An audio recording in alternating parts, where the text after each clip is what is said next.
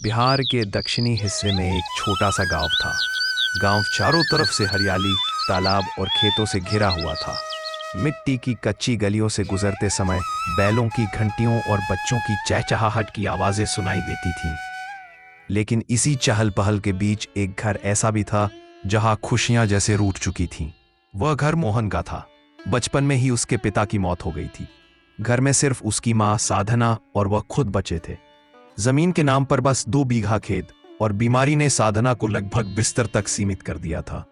मोहन बेटा, तू सुबह से खेत में लगा है, थोड़ा आराम कर ले। आराम कैसे करूं माँ? घर में खाने को कुछ नहीं बचा, ऊपर से दवाइयों के पैसे भी चाहिए। सोचता हूँ कल सरपंच जी से मदद मांगूं। बेटा, दूसरों के सामने हाथ फैलाने से अच्छा है मेहनत कर, लेकिन तेरी मजबूरी भी समझती हूँ। अगले दिन मोहन सरपंच जी के पास गया। सरपंच जी, मेरी माँ की तबीयत बहुत खराब है, मुझे इलाज के लिए थोड़े पैसे चाहिए, क्या आप मदद करेंगे? देखो बेटा, मदद तो कर दूंगा, लेकिन सच कहूं तो तुमसे पैसे वापस मिलने की उम्मीद नहीं। मैं गांव के खजाने से ऐसे खर्च नहीं कर सकता। ठीक है सरपंच जी, जैसा आप ठीक समझे। अरे मोहन, तू माँ का इलाज क्या करेगा? तू तो खुद आधा भूखा रहता है। तेरे पास है ही क्या? 2 बीघा जमीन में कब तक गुजारा चलेगा? रात को घर लौटकर उसने माँ से कहा, माँ, गांव में कोई मदद करने को तैयार नहीं, अब मुझे खुद ही कुछ करना होगा। मैं अपने खेतों के साथ दूसरों के खेतों में भी मजदूरी करूंगा। बेटा, तू अकेला कितना काम करेगा, पर मेरी भी मजबूरी है, तेरे बिना तो मैं जिंदा भी नहीं रह पाऊंगी।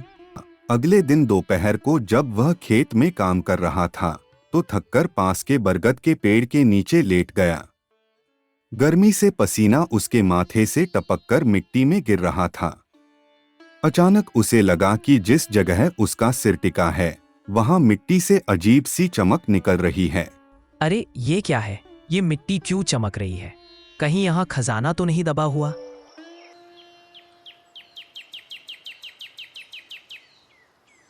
इतना छोटा बक्सा, इसमें क्या होगा? अरे वाह, ये तो खजाना है, पर यह कागज किस भाषा में लिखा है? कुछ समझ नहीं आ रहा। घर पहुंचकर उसने माँ को सब दिखाया। माँ देखो, मुझे खेत में यह संदूक मिला, इसमें यह कागज है, लेकिन यह भाषा समझ में नहीं आ रही। बेटा, गांव के बड़े वैद्य जी के पास ले जा, उन्हें कई भाषाओं का ज्ञान है, वे जरूर बता देंगे। वैद्य जी का घर गांव के किनारे पर था। अंदर औषधियों और जड़ी बूटियों की खुशबू फैली हुई थी। आओ मोहन, कैसे आना हुआ? साधना की तबीयत कैसी है? वैसी ही है वैद्य जी, पर मुझे यह कागज बरगद के नीचे मिला, क्या आप पढ़कर बता सकते हैं? अरे वाह, ये तो किसी जादुई खिचड़ी की विधि है। जादुई खिचड़ी? पर इसमें खास क्या है? इसमें लिखा है कि सही विधि और सामग्री से बनी ये खिचड़ी किसी भी रोग को मिटा सकती है, लेकिन इसमें बहुत खास जड़ी बूटी चाहिए जो सिर्फ पहाड़ पर मिलती है। मोहन ध्यान से सुन रहा था। तभी पास ही खड़ा उसका चेला बिट्टू चोरी छिपे सब बातें सुन रहा था। उसकी आंखों में लालच झलक रहा था। यहीं से शुरू होती है मोहन की जिंदगी की सबसे बड़ी चुनौती। क्या वह इस खिचड़ी का राज समझ पाएगा? क्या वह जड़ी बूटी लाने में सफल होगा? और क्या यह खिचड़ी सचमुच उसकी मां को ठीक कर पाएगी? वैद्य जी की बातें सुनकर मोहन का दिल जोर जोर से धड़कने लगा।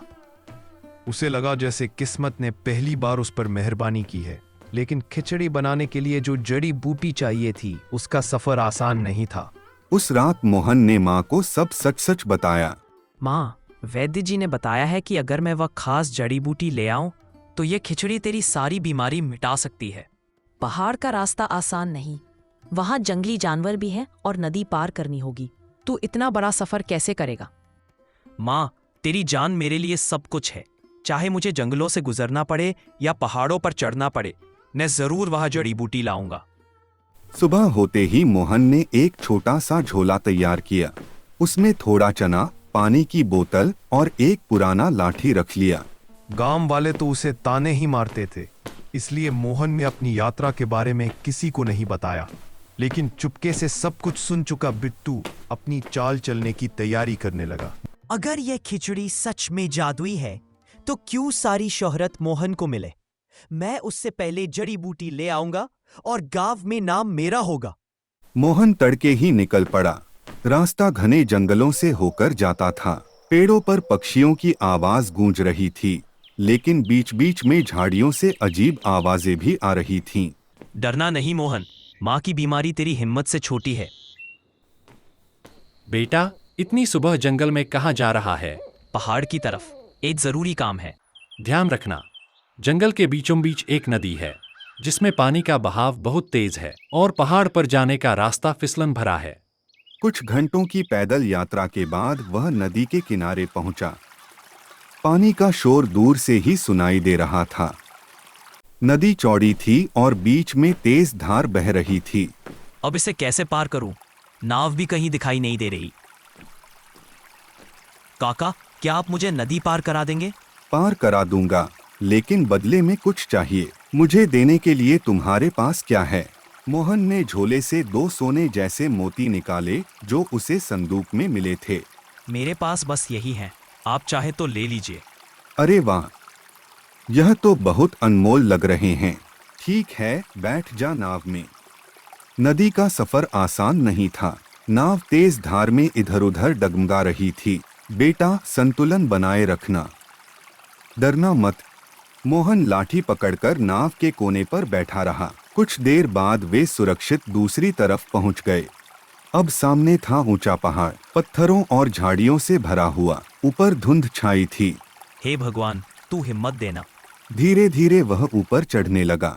बीच बीच में उसके पैर फिसलते, लेकिन माँ की याद आते ही वह फिर उठ खड़ा होता। काफी देर बाद उसे एक चट्टान के पास नीले रंग की चमकती हुई जड़ी बूटी दिखी। यही होगी वह खास जड़ी बूटी। उसी समय पीछे से कोई और कदमों की आहट आई। यह बिट्टू था जो चुपके से मोहन का पीछा करता आया था।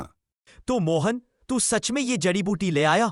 अब इसे मुझे दे दे, वरना तुझे यहीं से नीचे धक्का दे दूंगा। बिट्टू, ये खिचड़ी मेरी माँ की जान बचाने के लिए है। तू इसे छू भी नहीं सकता। नाम और शोहरत तो मुझे चाहिए। लोग तुझे दिखारी समझते हैं और मुझे सरपंच का खास आदमी। ये खिचड़ी मैं बनाऊंगा। मोहन ने झोले को कसकर पकड़ लिया। दोनों में धक्का मुक्की होने लगी। अचानक बिट्टू का पैर फिसल गया और वह चट्टान से नीचे गिरते गिरते बचा। मोहन ने उसे पकड़ लिया।